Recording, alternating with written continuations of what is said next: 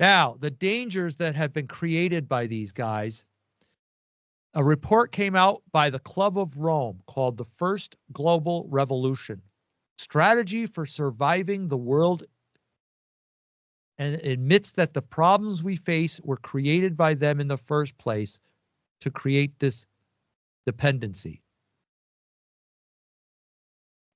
This report says, I'm going to read this, and you're going to probably think I'm nuts, but this is coming out of their report. In searching for a new enemy to unite us, we suggest that pollution, the threat of a global warming, water shortages, famine, and the like would fit the bill.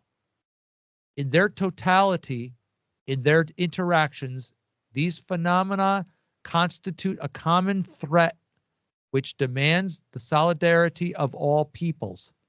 But in designated them as the enemy, we fall into the trap about which we have already warned, namely mistaking symptoms for causes. All these dangers are caused by human intervention, and it is only through changed attitude and behavior that they can be overcome. The real enemy then is humanity itself. They're saying that the answers, they'll create the problems and they'll force us to be dependent on them for the answers. Yep, they're telling us what they're doing beforehand. Yeah, and they told us how they create the problems. Mm-hmm. Ready? Man himself, this is in their report. This is under the World Health Organization. Man himself was the planet's enemy, with shame leading to compliance. Humanity had to curb its destruction way of life. People were to be pitted against each other, cultures diluted through attacks on traditional values and mass immigration.